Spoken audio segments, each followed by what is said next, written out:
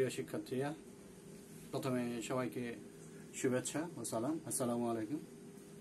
আশা করি তোমরা সবাই ভালো আছো এবং বাসায় আছো। রাজশাহী সরকারি সিটি কলেজের অনলাইন ভিত্তিক বা ভিজুয়াল ক্লাসে সবাইকে স্বাগতম। আজকে আমি তোমাদের দ্বিতীয় পত্রের তৃতীয় অধ্যায়ের চলতরিৎ চ্যাপ্টারের ফান্ডামেন্টালস বা বেসিক কথাবার্তা নিয়ে আলোচনা করব। তাহলে চলতরিৎ, আমরা বলছি চলতরিৎ অর্থাৎ এক্ষেত্রে কোনো পরিবাহীর মধ্যে দিয়ে অবশ্যই আধান কণা গতিশীল হবে। আধান কণা গতিশীলতা মানেই হচ্ছে প্রবাহ মাত্রা। তাহলে তোমার চলতরিতের দুইটি ভাগ আমরা করতে পারি। একটি ভাগ হতে পারে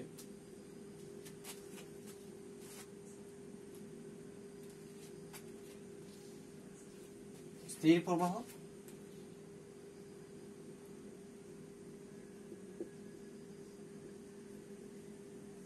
আর একটি হলো দিক পরিবর্তী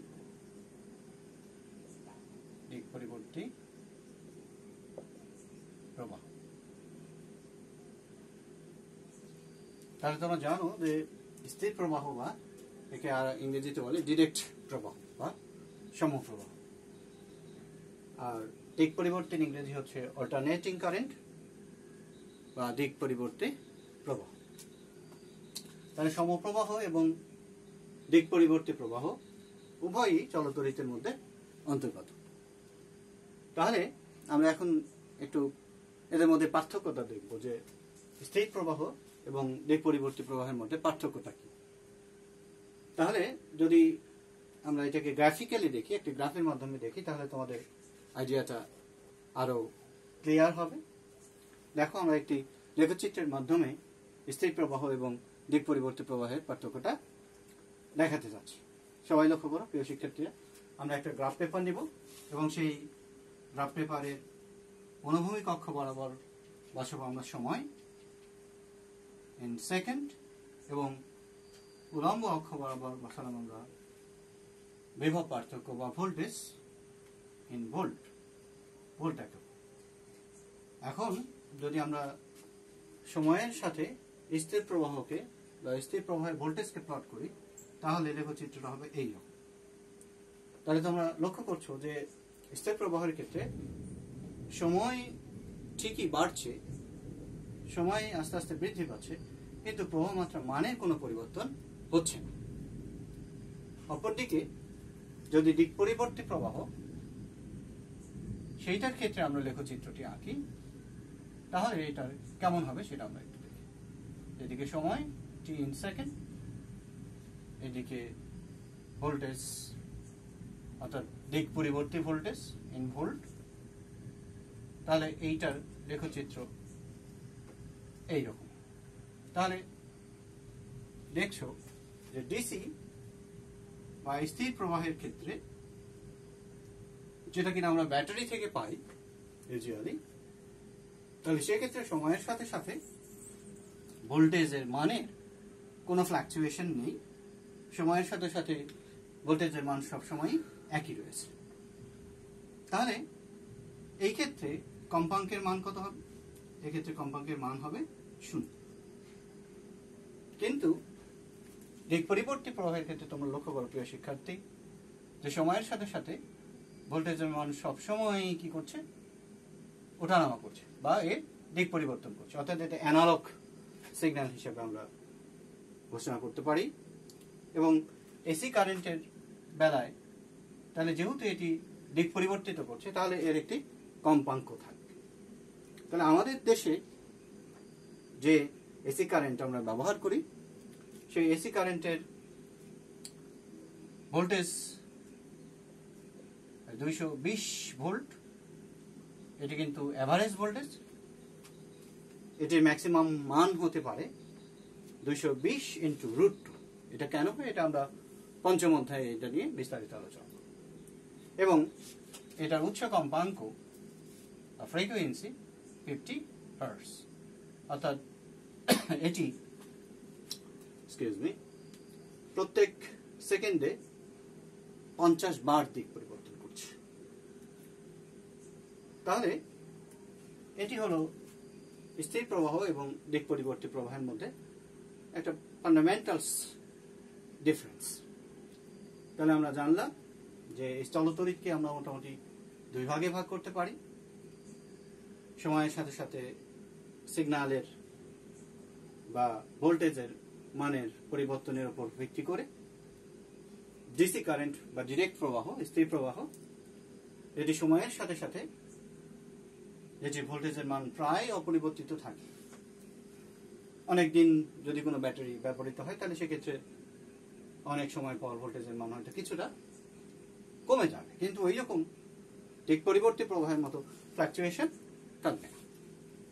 তাহলে যেহেতু ডিসি কারেন্টের বেলা এর কোনো ফ্ল্যাকচুয়েশন নেই, সিগন্যালের কোনো ওঠানামা নেই, তাহলে সেক্ষেত্রে এর কম্পাঙ্কের মান আমরা কি বলছি? শূন্য বলছি। এবং স্থির প্রবাহের ক্ষেত্রে ভোল্টেজের কোনো ওঠানামা নেই, অর্থাৎ ভোল্টেজ যদি 10 ভোল্ট হয় তাহলে সবসময়ই 10 ভোল্ট, যদি 20 ভোল্ট হয় সবসময়ই 20 ভোল্ট, যেমন তোমার মোবাইল ফোনের ব্যাটারি।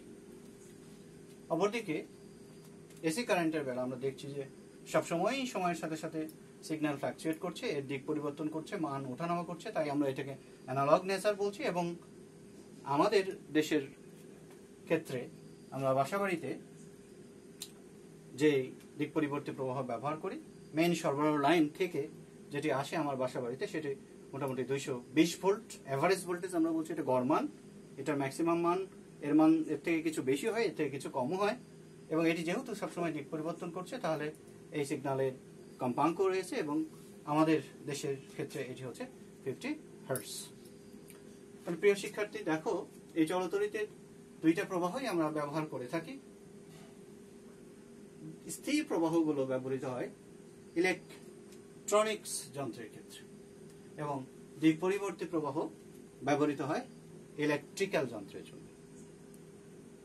তাহলে স্থির প্রবাহ কোন ক্ষেত্রে ব্যবহার করছি আমরা?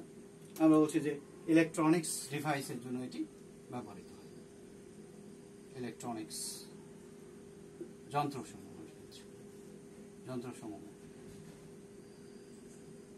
চলে এই কারেন্টের সাহায্যে। এবং দিক পরিবর্তী যেমন আমরা উদাহরণ হিসেবে দিতে পারি, ইলেকট্রনিক যন্ত্র হিসেবে কিছু নাম আমরা দিতে পারি, যেমন টেলিভিশন, রেডিও, কম্পিউটার। তোমাদের সবার হাতে রয়েছে মোবাইল ফোন,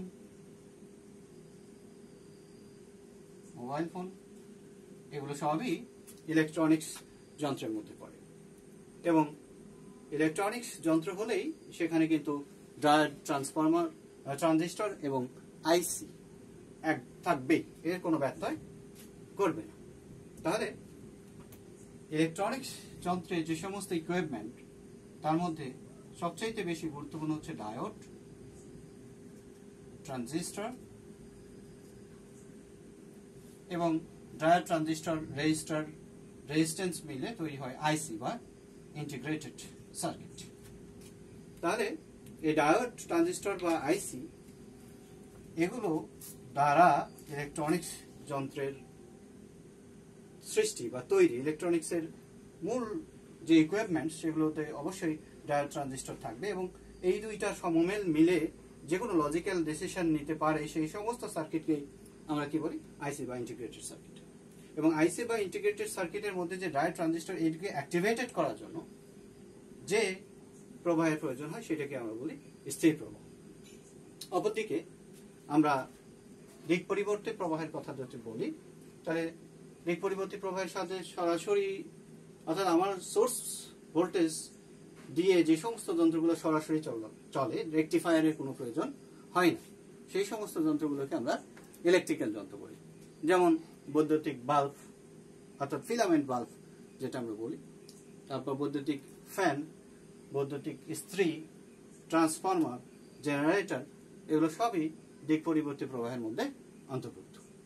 এবং তোমরা জানো যে স্থির প্রবাহ এগুলোর মান স্বভাবতই কিছু কম হয়, কিন্তু দিক পরিবর্তী প্রবাহের ক্ষেত্রে ভোল্টেজের মান অনেক বেশি হয় এবং ওই সমস্ত ইকুইপমেন্টসগুলোর অনেক বেশি ভারী হয়, অনেক বেশি স্পেসিয়াস হয়।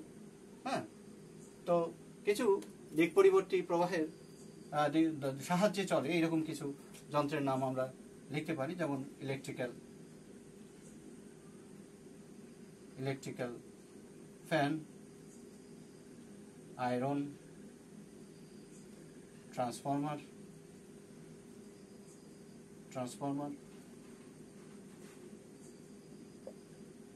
ফিলামেন্ট বাল্ব,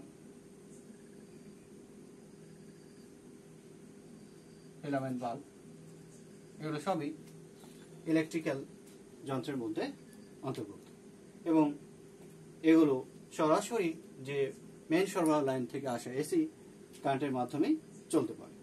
তাহলে এগুলোর মধ্যে কিছু ইকুইপমেন্টস, ইলেকট্রিক্যাল ইকুইপমেন্টসের মধ্যে কারা পড়ে, যেমন আমরা বলতে পারি ক্যাপাসিটর, রেজিস্টর, ট্রান্সফর্মার,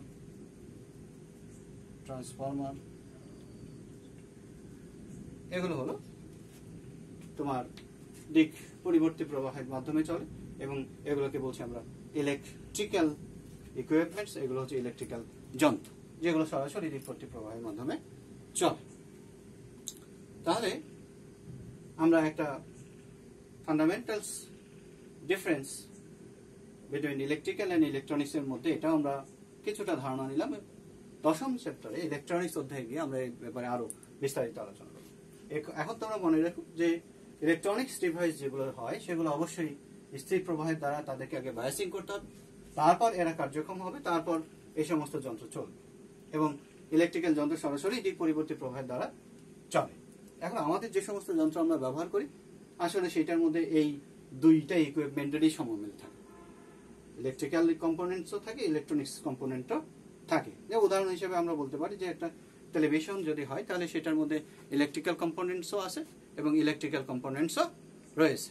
প্রথমে তুমি যে প্লাগটা লাগাচ্ছ সেগুলো কিন্তু ওই এসি কারেন্ট প্লাগের মধ্যে দিয়ে আসলো, তাহলে ইলেকট্রনিক্স টেলিভিশনের মধ্যে আইসি রয়েছে, তাহলে সেইটাকে তুমি যদি বায়াসিং করতে চাও তাহলে তোমার অবশ্যই ডিসি কারেন্ট লাগবে।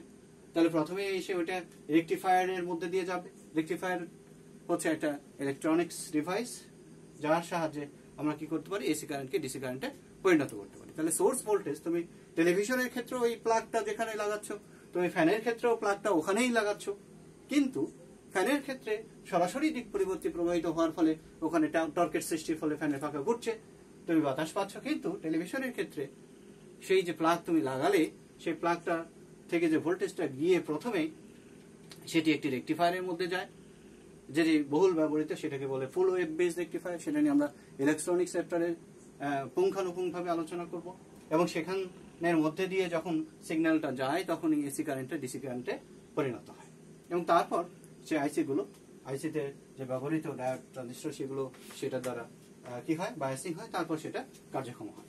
অর্থাৎ একটা ইলেকট্রনিক্স যন্ত্রকে যদি আমি কার্যক্ষম করতে চাই তাহলে আমার ফার্স্ট অ্যান্ড ফরমোস্ট তাহলে আমাকে ডিসি সাপ্লাই দিতে হবে এবং ওর মধ্যে আরো যে সমস্ত অন্যান্য যন্ত্রগুলো আছে, যেমন ওখানে একটা ইলেকট্রন গান থাকে, হ্যাঁ, সেই ইলেকট্রন গান থেকে ইলেকট্রন বের হয়ে যাওয়া, তাহলে সেখানে আবার ভোল্টেজ এসি ভোল্টেজও লাগতে পারে, তাহলে ডিসি ভোল্টেজই লাগে সেক্ষেত্রে। এছাড়াও আরো অন্যান্য ইকুইপমেন্টস যেমন তোমার শব্দকে রেকটিফাই করা, অ্যাম্পলিফাই করা, এর মধ্যে নানা ধরনের ডিভাইস ব্যবহার করা লাগতে পারে, সেগুলোর মধ্যে হয়তো দিক পরিবর্তী প্রবাহ ব্যবহৃত হয়। তাই আমরা বলছি যে আমাদের যে সমস্ত যন্ত্রগুলো আমরা দেখি তার মধ্যে আসলে দুইটা সিগন্যালই ব্যবহৃত হয়, বোথ ইলেকট্রিক্যাল ইকুইপমেন্টসও থাকে, ইলেকট্রনিক্স ইকুইপমেন্টও থাকে, ইলেকট্রিক্যাল কম্পোনেন্টসও থাকে। তাহলে প্রিয় শিক্ষার্থী, আমি আশা করছি যে তোমরা একটু ইলেকট্রিক্যাল এবং এসি কারেন্ট অর্থাৎ চলতরিতের দুইটা ভাগ, স্থির প্রবাহ এবং দিক পরিবর্তী প্রবাহ সম্পর্কে কিছুটা ধারণা পেলে এবং তাদের সিগন্যাল কেমন হয় সময়ের সাথে সাথে সেই সিগন্যালের উঠানামা এবং আমাদের দেশের পার্সপেক্টিভে তার ভোল্টেজের মান, কম্পাঙ্ক এবং ডিসি কারেন্ট আমরা কোন ক্ষেত্রে ব্যবহৃত করছি এবং দিক পরিবর্তী প্রবাহ কোন ক্ষেত্রে ব্যবহার করছি। ডিসি কারেন্টের যে সমস্ত এই যে ইকুইপমেন্টস, ইলেকট্রনিক্স ইকুইপমেন্টস, এগুলোকে বলে অ্যাক্টিভ এলিমেন্টস এবং এই যে ক্যাপাসিটর, রেজিস্টার, এগুলোকে বলা হয় প্যাসিভ এলিমেন্টস। তাহলে এগুলো আমরা পরবর্তী দশম অধ্যায়ে দেখবো যে কেন এগুলোকে অ্যাক্টিভ এবং প্যাসিভ এলিমেন্টস আমরা বলছি। এখন আমরা একটু চলতরিতের যে প্রথম যে টপিক গুরুত্বপূর্ণ জায়গা সেটা হচ্ছে ওহমের সূত্র। এখন আমরা ওহমের সূত্র নিয়ে আলোচনা করব। তাহলে বিজ্ঞানী ওহম যে সূত্র প্রদান করছে সেই সূত্রের তোমরা জানো ফার্স্ট ওয়ান ফরমোস্ট কন্ডিশন হলো যে স্থির তাপমাত্রায় কোনো নির্দিষ্ট উপাদানের তৈরি পরিবাহকের মধ্যে দিয়ে যে পরিমাণ প্রবাহ মাত্রা চলে তা ওই পরিবাহীর দুই প্রান্তের বিভব পার্থক্যের সমানুপাতিক। তাহলে তোমাকে প্রথমেই বলতে হবে যে স্থির তাপমাত্রায় এবং নির্দিষ্ট উপাদানের তৈরি পরিবাহীর মধ্যে দিয়ে যে পরিমাণ প্রবাহ মাত্রা চলে তা ওই পরিবাহীর দুই প্রান্তের বিভব পার্থক্যের সমানুপাতিক। তাহলে আসলে আমরা ওহমের সূত্র নিয়ে আলোচনা শুরু করি এবং ইলেকট্রিক্যাল ইলেকট্রনিক্স নিয়ে তোমাদের আরো কোশ্চেন হয়তো হবে। আমি ইনশাআল্লাহ দশম অধ্যায়ে সেগুলো বিস্তারিত বলার চেষ্টা করবো আমার জ্ঞানের মধ্যে যতটুকু আছে। এসব আমরা ওহমের সূত্র নিয়ে আলোচনা করব।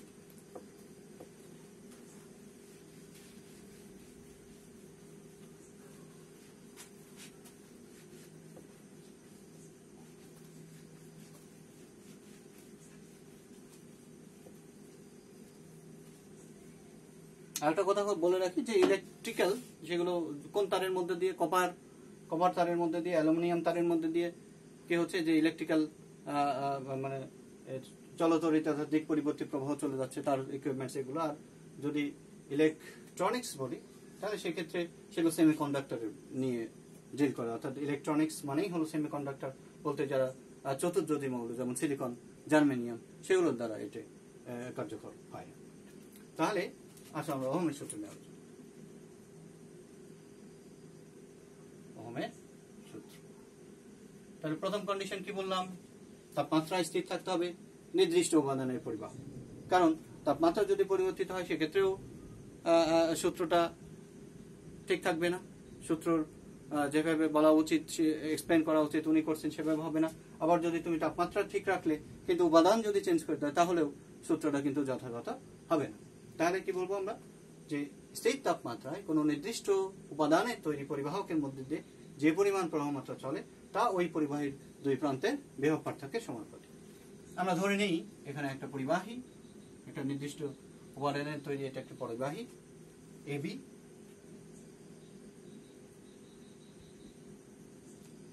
তাহলে এর এ বিন্দুর বিভবকে আমরা বলছি ভিএ এবং বি বিন্দুর বিভবকে আমরা বলছি বিবি।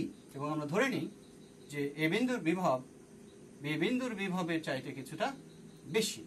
তাহলে কি হবে, তড়িৎ প্রবাহিত হবে এবং তড়িৎ কোন দিক থেকে কোন দিক প্রবাহিত হবে আমরা জানি যে সেটি উচ্চ বিভব থেকে নিম্ন বিভবের দিকে প্রবাহিত হবে। তাহলে এখানে এ বিন্দুর বিভব যেহেতু বেশি বি বিন্দুর চাইতে, তাহলে অবশ্যই তড়িৎ প্রবাহিত হবে এ বিন্দু থেকে বি বিন্দুর দিকে। তাহলে আমরা ধরে নিচ্ছি যে এ থেকে বি এর দিকে যে তড়িৎ প্রবাহিত হচ্ছে তার পরিমাণ হচ্ছে আই। তাহলে according to ohm I is proportional VA minus VB। তাহলে বিভব পার্থক্য VA minus VB কে যদি আমরা V দ্বারা প্রকাশ করি, V দ্বারা প্রকাশ করলাম, কারণ বিভব পার্থক্য থেকে বিভব পার্থক্য বাদ দিলে তো বিভব পার্থক্যই থাকে, বিভবই থাকে, তাই আমরা সেটাকে V দ্বারাই প্রকাশ করছি। তাহলে V দ্বারা প্রকাশ করলে তাহলে I is proportional V।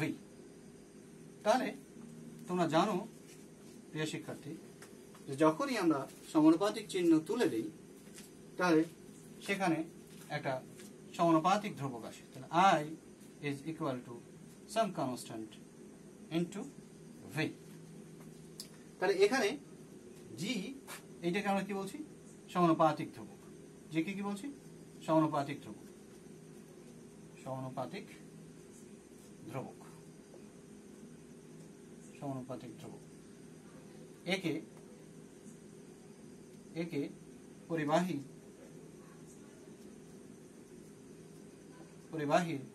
পরিবাহিতা বলে, পরিবাহিতা।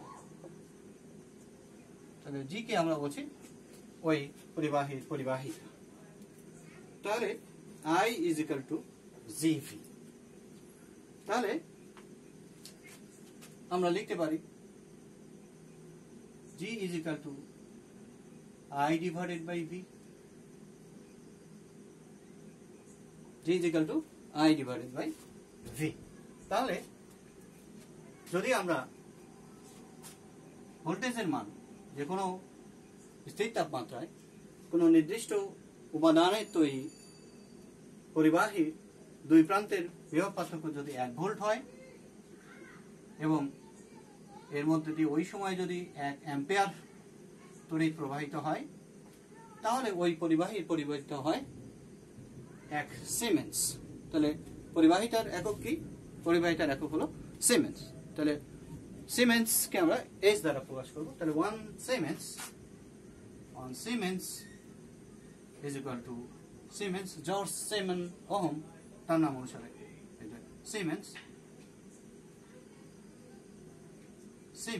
So 1 Siemens is equal to 1 volt divided by 1 amp. তাহলে কোন পরিবাহী স্থির তাপমাত্রায় কোন নির্দিষ্ট উপাদানের তৈরি পরিবাহীর দুই প্রান্তের মধ্যে বিভব পার্থক্য 1 ভোল্ট হলে যদি ওই সময়ের মধ্যে দিয়ে 1 অ্যাম্পিয়ার তড়িৎ প্রবাহিত হয় তাহলে ওই পরিবাহী পরিবাহিত হয় 1 সিমেন্স। তাহলে পরিবাহিতার বিপরীত রাশিকে আমরা কি বলবো? পরিবাহিতার বিপরীত রাশি কি বলবো? রোধ। তাহলে রোধ কি?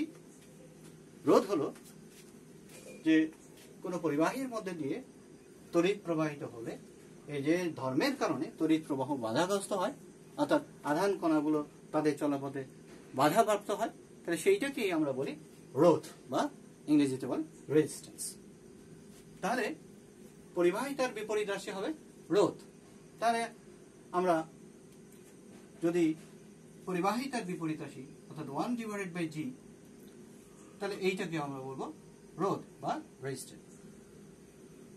রেজিস্ট্যান্স। তাহলে এই সূত্রটাকে আমরা একটু রিঅ্যারেঞ্জ করে লিখতে পারি যে V is equal to I divided by G. So 1 divided by G is equal to what? R. তাহলে R I এটাকে আমরা কি বলছি? রোধ। তাহলে রোধ কি? যে কোন পরিবাহী যে ধর্মের কারণে এর মধ্যে দিয়ে তড়িৎ প্রবাহ মাত্রা বাধাগ্রস্ত হয়, অর্থাৎ আধান চলার পথে বাধার সৃষ্টি হয়, তাহলে সেইটাকেই আমরা বলবো হচ্ছে রোধ, ইংরেজিতে বলে না রেজিস্ট্যান্স। তাহলে আমরা ওহমের সূত্রের দুইটা রূপ পেলাম, যে I is equal to GV, এটাও বলতে পারি যে যেখানে I হলো প্রবাহ মাত্রা, G হলো পরিবাহিতা এবং V হলো ভোল্টেজ বা বিভব পার্থক্য। অথবা আমরা এইভাবেও বলতে পারি V is equal to RI, যেখানে V হলো ভোল্টেজ অর্থাৎ পরিবাহীর ওই দুই প্রান্তের বিভব পার্থক্য, আর হলো রোধ, ওই পরিবাহীর রোধ, এবং I হচ্ছে প্রবাহ মাত্রা। এখন তাহলে রোধের একক কি হবে? তাহলে জর্জ সিমেন ওহম, তাহলে তার নামের শেষে কিন্তু আছে ওহম, তাই রোধের একক কত? ওহম। তাহলে এইখানে আমি একটু রিঅ্যারেঞ্জ করে যদি লিখি যে R is equal to V divided by I, তাহলে এখান থেকে কি হতে পারে? যে স্থির তাপমাত্রায় কোন নির্দিষ্ট পরিবাহকের দুই প্রান্তের বিভব পার্থক্য 1 ভোল্ট হলে এবং ওই সময় যদি ওর মধ্যে দিয়ে 1 অ্যাম্পিয়ার তড়িৎ প্রবাহিত হয় তাহলে রোধের মান যেটি হবে সেটাকে আমরা বলবো 1 ওহম। তাহলে জর্জ সিমেন ওহম তার জার্মান পদার্থবিজ্ঞানী, তার নামের শেষ অংশ দিয়েই এই রোধের একক প্রকাশ করা হয়। তাহলে আমরা 1 ওহম, এটা হচ্ছে ওহমের symbol, 1 ohm that will be equal to 1 volt divided by 1 amp. এই হলো 1 ওহম রোধ। তাহলে রোধ আমরা কিভাবে নির্ণয় করতে পারি? অর্থাৎ বিভিন্ন ডিভাইসে তুমি দেখবে যে একটা রোধের এইরকম রোধ আছে, পিঁপড়ের মতো ছোট, তার দুই পাশে দুইটা পা, এবং এখানে কয়েকটা রং থাকে, বিভিন্ন রং দেওয়া থাকে। প্রিয় শিক্ষার্থী, তোমরা সবাই লক্ষ্য করবে তোমাদের বাড়িতে যে সমস্ত ডিভাইসগুলো আছে, ইলেকট্রিক্যাল বা ইলেকট্রনিক্স বা কোনো ডিভাইস, কোনো যন্ত্রকে ভাঙলে তুমি সার্কিট বোর্ড দেখতে পাবে, এবং সেই সার্কিট বোর্ডের মধ্যে এরকম দেখবে যে ছোট ছোট পিঁপড়ার মতো, প্রায় পিঁপড়ার চেয়ে একটু বড়। হ্যাঁ, ডিভাইস যার দুই পাশে এরকম ছোট ছোট তার সংযুক্ত দেখবে, এবং এই অংশটার মধ্যে বিভিন্ন রং দেখবে, হয়তো সবুজ, নীল, লাল, সোনালী, বিভিন্ন রকম রং দেখবে। তাহলে সেই রং দেখেই তুমি কিন্তু বলে দিতে পারবে এই রোধটার মান কত। তাহলে সেটাকে কি বলে, যে রোধের কালার কোড। তাহলে রোধের কালার কোড বলতে কি বলছি, যে একটা রোধের গায়ে বিভিন্ন রং এবং এদের অবস্থানের মাধ্যমে ওই রোধটার মান নির্ণয় করার প্রক্রিয়াকে বলা হয় রোধের কালার কোড। তাহলে এখন আমরা রোধের কালার কোড শিখব। যে আমরা জানলাম যে ওহমের সূত্র থেকে রোধ সম্পর্কে ধারণা পাওয়া যায়। তাহলে একটা রোধের মান জাস্ট দেখেই আমি কি করে বের করে ফেলতে পারবো, এটা নিয়ে এখন আমরা কিছুক্ষণ কথাবার্তা বলেই আমরা আবার ওহমের সূত্রে ফিরে যাব এবং ওহমের সূত্রের লেখচিত্র আমরা দেখব। তাহলে আমরা এখন রোধের কালার কোড নিয়ে একটু আলোচনা করতে চাই। রোধের কালার কোড।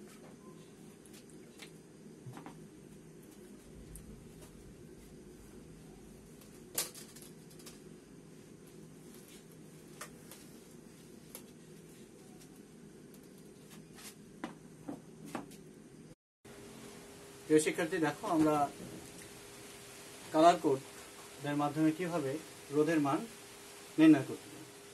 তাহলে লক্ষ্য করো, বোর্ডে আমি লিখে রাখছি যে প্রত্যেকটা রং, যেমন আমরা এইভাবে পড়ব, কাবাল কহস নিবে ধূসা, কাবাল কহস নিবে ধূসা, কালো, বাদামি, লাল, কমলা, হলুদ, সবুজ, নীল, বেগুনি, ধূসর, সাদা। তাহলে প্রত্যেকটা রঙেরই একটা কোড আছে। তাহলে দেখো, কালো রঙের কোড কত? 0, বাদামি রঙের 1, লাল 2, কমলা 3, হলুদ 4, সবুজ 5, 6, 7, এরকম করতে করতে রাখবো। এরপর প্রত্যেকটা এর রঙের একটা গুণক আছে। যেমন কালোর গুণক 10 to the power 0, বাদামি 10 to the power 1, Lal 10 to the power 2, Kamala 10 to the power 3, হলুদ 10 to the power 4, এভাবে চলতে থাকে। এরপর চতুর্থ রং হিসেবে যে রংটি থাকে সেটা দ্বারা টলারেন্স নির্ধারিত হয়। চতুর্থ রং হিসেবে যে রংটি থাকে সেটি দ্বারা টলারেন্স নির্ধারিত হয়। তাহলে টলারেন্স, এটা কততম রং? চতুর্থ রং। টলারেন্সটি হবে চতুর্থ রং। তাহলে চতুর্থ রং হিসেবে যদি সোনালী থাকে তাহলে সেটার টলারেন্স +-5%। তাহলে +-5% টলারেন্স বলতে আমরা কি বুঝি? তাহলে যখন তুমি কোনো কোম্পানিকে রোধ তৈরি করতে দেবে, সে তুমি 1000 ওহমের একটি রোধ চাইবে, 1000 ওহমের কিছু রোধ চাইবে, তাহলে তারা এক্স্যাক্টলি 1000 করে দিতে হয়তো পারবে না। তখন তারা বলবে যে আমাদের টলারেন্স এরকম 5% বা আমাদের টলারেন্স 10%। তার মানে ওরা যখন তৈরি করবে, ওইটা তৈরি করতে গিয়ে হয় 1000-এর 10% কম হবে অথবা বেশি হবে। টলারেন্স যদি 5% হয় তাহলে 1000-এর 5% কম হবে অথবা 1000-এর 5% বেশি হবে, সেটা দ্বারা টলারেন্স। তাহলে টলারেন্স চতুর্থ রং হিসেবে যদি সোনালী পাও তাহলে সেটার টলারেন্স হবে +-5%। যদি রূপালী পাও তাহলে সেটার টলারেন্স হবে +-10%। যদি কোনো রং না থাকে, অর্থাৎ চতুর্থ রং হিসেবে, দেখো প্রিয় শিক্ষার্থী, আমি এখানে একটা উদাহরণ তোমাদের দিয়েছি যে একটি রোধের গায়ে যে রংগুলো আছে, তাহলে পরপর 4টি রং আছে। প্রথম রংটা হলো সবুজ, তারপরে রংটা হচ্ছে নীল, তারপরে রংটা হচ্ছে কমলা, তারপরে রংটা হচ্ছে সোনালী।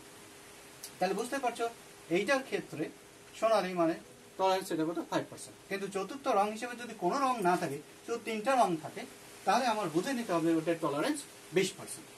আর যদি বাদামি থাকে তাহলে টলারেন্স +-1%, আর যদি লাল থাকে তাহলে টলারেন্স +-2%।